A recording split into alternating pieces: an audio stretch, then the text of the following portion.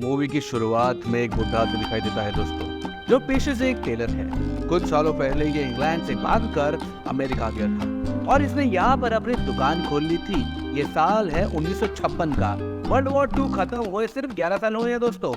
बहुत से लोगों का मानना है कि टेलर जंग की वजह से यहाँ पर आया था, लेकिन टेलर ने हमेशा यही कहा कि उसे जंग से ज्यादा खतरा ब्लू जीन से था, जो कि यूरोप में तेजी से पहनावे का सबल रही थी। उसी जीन से बचने के लिए वो अमेरिका आ गया था। इसकी दुकान में विमल नाम की एक लड़की काम करती थी, जिसे ये बुढ़ा अपनी बेटी की तरह मानता था। खैर, इतने साल का एक्सपीरियंस के बाद इतनी तेज नजर थी इस बुढ़े की कि लोगों की बॉडी लैंग्वेज देखकर ही बता देता था कि वो किस तरीके के लोग हैं। अगर कंधे झुके होते थे तो समझो जिंदगी के बोझ के नीचे दबा पड़ा है, और अगर कंधे ऊंचे और छाती बाहर होगी तो समझो वो इंसान ट्रैफिक पुलिस से लगा हुआ है। टेलर को सभी तरीके के लोगों से डील करनी पड़ती, चाहे वो पुलिस वाले हो या फिर गैंगस्टर हो।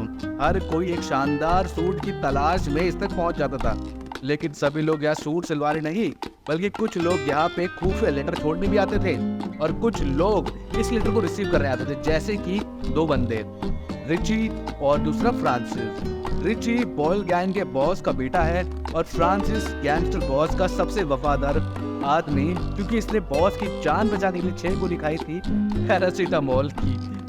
फ्रांसिस ज्यादा नहीं बोलता था और रिची साला चुप ही नहीं होता था। फ्रांसिस को एक इम्पोर्टेंट लेटर मिलता है और फिर उसने टेलर को बाहर भेजने का इशारा किया। रिची ने टेलर को बाहर जाने के लिए कहा।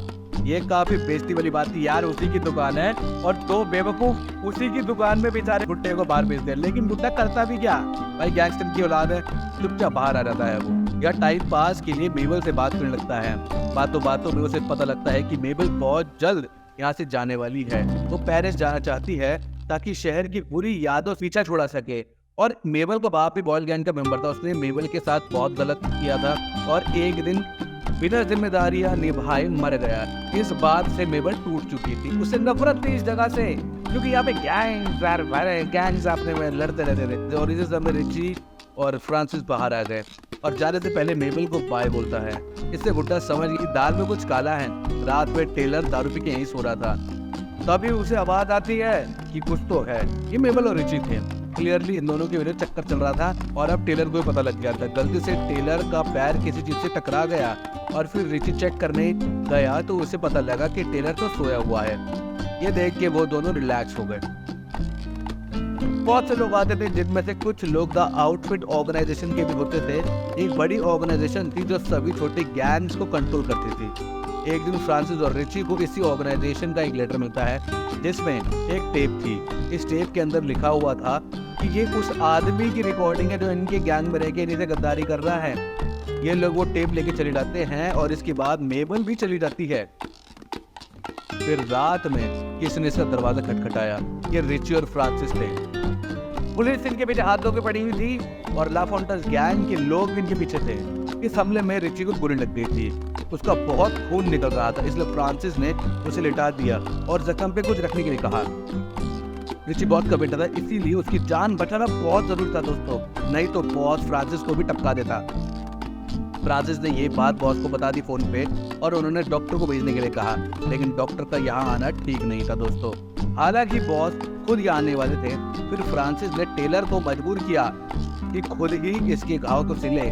टेलर ने पहले तो मना किया, लेकिन बंदूक की नोक पे उसे फ्रांसिस की सारी बात माननी पड़ी। हालांकि टेलर को देख के लग नहीं रहा था कि वो ये काम पहली बार कर रहा है। जिसके बाद फ्रांसिस उस टेप को सूटकेस में रखकर बाहर जाने लगता है। टेलर ने हिम्मत करके पूछ लिया, इस टेप में आखिर है क्या, और तुम इस वक्त इस टेप को यहाँ छोड़ के कहाँ जा रहे हो? फ्रांसिस ने कहा, ये टेप इस वक्त हमारे लिए बहुत कीमती है। हर कोई इस टेप को पाना चाहता है। पुलिस को ये टेप इसलिए चाहिए क्योंकि उनका खबरी पकड़ा ना जाए, और इन्हें ये टेप इसलिए चाहिए ताकि उस खबरी को पकड़ के उसे मार सके। बाय द वे, ये 1956 का टाइम है, इसलिए इस टेप को सुनना उस समय बहुत मुश्किल था दोस्तों। फ्रांसिस को बड़ी दुकान में जाकर एक इलेक्ट्रिकल प्लेयर लाना होगा, जहाँ पे जाके वो टेप को सुन सके। और वो इस बैग को इसलिए नहीं ले जा सकता क्योंकि वो टेप उसके पास सेफ होने से ज्यादा इस बुड्ढे के पास ज्यादा सेफ होगी। ये कह के वहां से चला जाता है। अब उसके जाने के बाद टेलर बड़ा रिलैक्स होकर सुट्टा फूंक रहा था भैया, और रिची आ जाता है बाहर। उसे पहले से बेहतर महसूस हो रहा था। वैसे तो रिची बदतमीज किस्म का आदमी था, लेकिन आज टेलर को थैंक यू बोला, क्योंकि इस वक्त टेलर की वजह से ही जिंदा खड़ा था अपने पैरों पे। बुड्ढे के पास आके बैठ गया और उनके बीच कुछ पुरानी बात होने लगी। जैसे कि टेलर जब कुछ सालों पहले शहर में आया था, तब उसका पहला ग्राहक और कोई नहीं बल्कि रिची का बाप ही था। तब से टेलर गैंगस्टर बॉस के लिए फैमिली टेलर की तरह काम करने लग गया था। वो इन लोगों के लिए ब्रांडेड सूट सिलता था और इनकी औरतों के लिए सलवार कमीज सिलता था। इन्हीं अच्छी बातों के बीच में खबरी की बात छिड़ गई। रिची हर हाल में खबरी को पकड़ना चाहता था।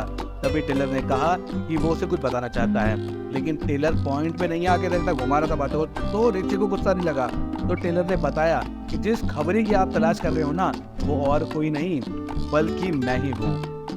ये सुनते ही रिची की सांस अटक गई और अगले ही पल वे दोनों जोर जोर से हंसने लग गए। वह बाबले है क्या बेटे, गुंडे का बेटा, मार देगा, गोली यहीं पे खत्म कर देगा। रिची ने पूछा टेलर से कि वो इंग्लैंड से क्यों आया था बक्के। टेलर ने उसे बताया यार ब्लू जीन्स वाली कहानी, लेकिन हकीकत में ये कहानी थी दोस्तों। एंड में तुम्हारा दिमाग घूम जाएगा। फ्रांसिस के आने से पहले इसकी दिमाग में बात डालनी शुरू कर दी कि फ्रांसिस भी खबरी हो सकता है। हालांकि ये बात डायरेक्टली नहीं बोली बल्कि इनडायरेक्टली बोली, जैसे कि इतने बड़े शूट आउट में फ्रांसिस को कोई गोली क्यों नहीं लगी, या फिर फ्रांसिस इस वक्त कहाँ गया है।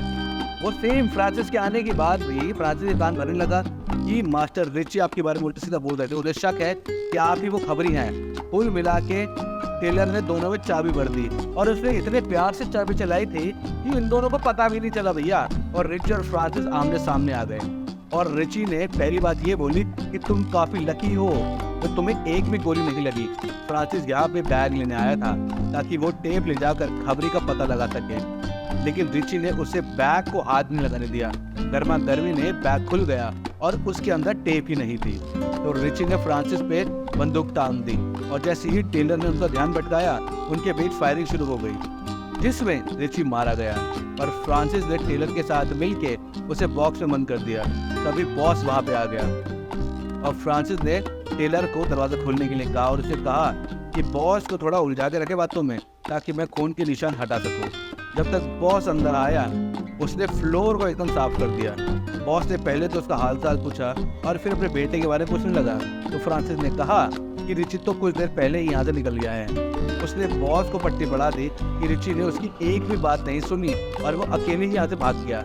बॉस को ये बात कुछ हजम नहीं हुई, हालांकि उसे वैसे भी कुछ हजम नहीं होता, मोटा गेंडा है, लेकिन ये बात तो बिल्कुल भी समझ नहीं आई क्योंकि रिची को गोली लगी हुई थी और बाहर पुलिस उन लोगों को ढूंढ रही थी। ऐसे में यहाँ से अकेले बाहर जाने का कोई सेंस नहीं बन रहा था कि बेवकूफ बना रहा है। फ्रांसिस की बात पे यकीन कर लिया क्योंकि एक टाइम पे फ्रांसिस ने उसके लिए 6 गोलियां खाई थी। अब बॉस ने फोन करके अपने आदमियों को काम पे लगा दिया। इधर बॉस का आदमी उसी बॉक्स पर बैठ गया, वो भी इतना मोटा जिसमें रिची की लाश थी। ये देख के फ्रांसिस के चेहरे पर 12 बज गए।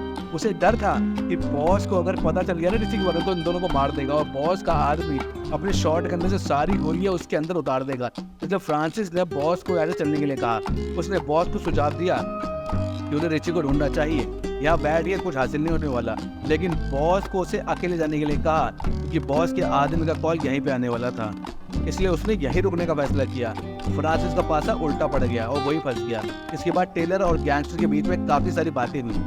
यहाँ जो कुछ भी हुआ था टेलर ने उसके बारे में बॉस को कुछ नहीं बताया, लेकिन जब बॉस ने रिची का कोट टंगा हुआ देखा तो टेलर से एक ही बात पूछी कि दिसंबर की ठंड में रात के 1 बजे कोई बिना कोट के बाहर कैसे जाएगा। टेलर पे इसका कोई जवाब नहीं बना और फिर मजबूरी में वो सच्चाई बताने ही वाला था। तभी फ्रांसिस मेबल को लेके आ गया। उसने कहानी बनाई कि मेबल ही वो खबरी है और वो सब जानती है। यहाँ से रिची उसके पास गया था, ऐसा फ्रांसिस ने कहा। बॉस को उसकी बात पे यकीन भी हो गया क्योंकि मेबल भी यही दूसरी गली में रहती थी और अगर रिची बिना कोट के बाहर जाएगा भी तो पास में ही कहीं जाएगा। टेलर ने लड़की को बचाने की कोशिश की, लेकिन उसकी कोशिश काम नहीं आई। वो लोग मेबल से बात निकलवाने के लिए मारने धाड़ने लगे उसे और फ्रांसिस ने अपने ऊपर से बात हटाने के लिए मेबल को बल्ले की बकरी बना दिया। ये देखते हुए टेलर को कुछ फ्लैशबैक देखने लगे। इसके बाद वो यहाँ से जाने लगा, लेकिन फ्रांसिस ने उसे जाने नहीं दिया।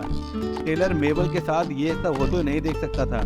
उसने बताया कि इंग्लैंड से वो यहाँ इसलिए नहीं आया था क्योंकि वह ब्लू जीन्स आ गई थी, बल्कि वहाँ उसकी वाइफ और बेटी थी जो एक दिन दुकान में आग लगने की वजह से मारी गई थी। टेलर फिर से अपनी जिंदगी की शुरुआत करने के लिए यहाँ पर आ गया था। ये सुनकर मेबल भी इमोशनल हो गई। तभी फ़ोन की घंटी बजने लगती है और टेलर ने फ़ोन रिसीव किया।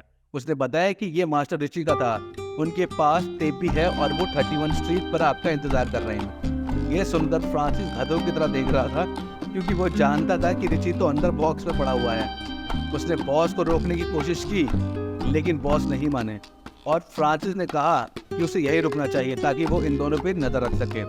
बॉस के जाने के बाद फ्रांसिस ने इन्हें अपने निशाने पे ले लिया, लेकिन टेलर ने उन्हें शांत होने के लिए कहा, क्योंकि मेबल उसके बहुत काम आने वाली थी।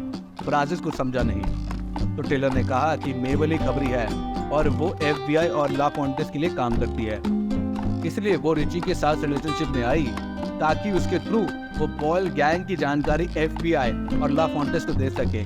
लेकिन द आउटफिट ऑर्गेनाइजेशन ने मेबल का पता लगा लिया और वो इसके खिलाफ टेप में सबूत दे गए। अब लड़के ने अपना मकसद बताया कि वो इस शहर के गैंगस्टर्स को सलाखों के पीछे देखना चाहती है। इन्हीं गैंग्स की वजह से उसका बाप मारा गया था और उसका बचपन बर्बाद हो गया था, तो मेबल के बदला लेने का तरीका था और टेप भी टेलर के पास ही थी। अब टेलर ने दो बातें रखी, या तो मेबल किसी वक्त ला फॉन्टेस को कॉल करके बॉस की लोकेशन बताएगी ताकि बॉस का किस्सा खत्म हो सके, या फिर बॉस को जब रिची के बारे में पता चलेगा तो वो इन सबको मार देगा।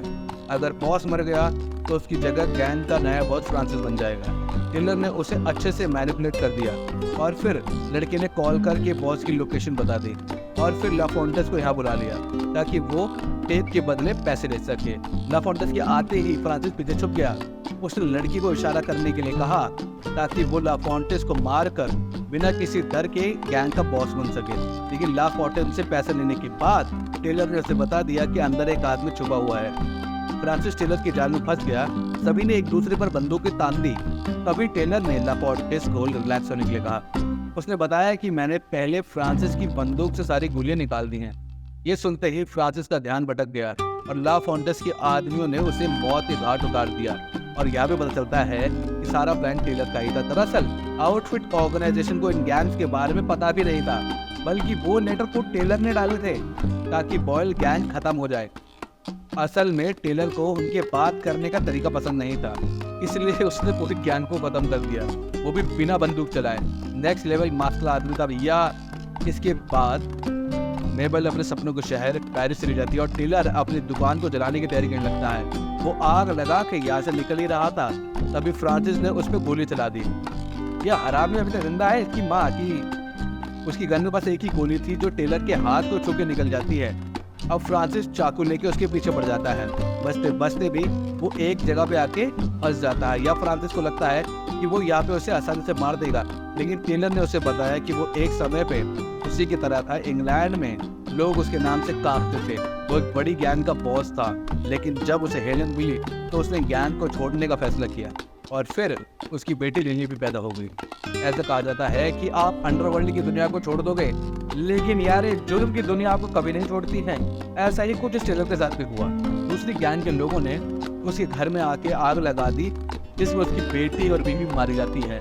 हालांकि टेलर ने उनका बदला ले लिया था, लेकिन बदला लेने के बाद भी उसकी जिंदगी में बचा क्या था, और किसी सुकून की तलाश में गैंगस्टर से टेलर बन जाता है। फ्रांसिस ने उस पर हमला कर दिया, लेकिन टेलर बहुत खतरनाक आदमी था।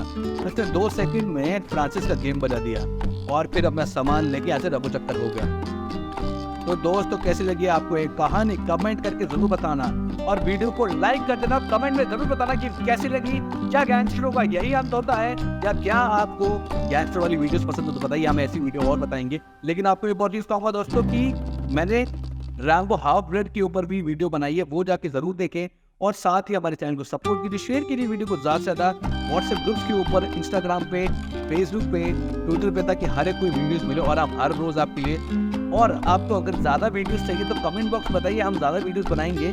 लेकिन हम हर फ्राइडे को ये वीडियो डालते रहते हैं हम मूवीज़ के ऊपर। आपकी पसंदीदा फिल्म का नाम बताइए दोस्तों, आपके लिए बनाएंगे आपकी पसंद की फिल्म के बारे में। फिर मिलेंगे एक और नई वीडियो। धन्यवाद, जय हिंद दोस्तों।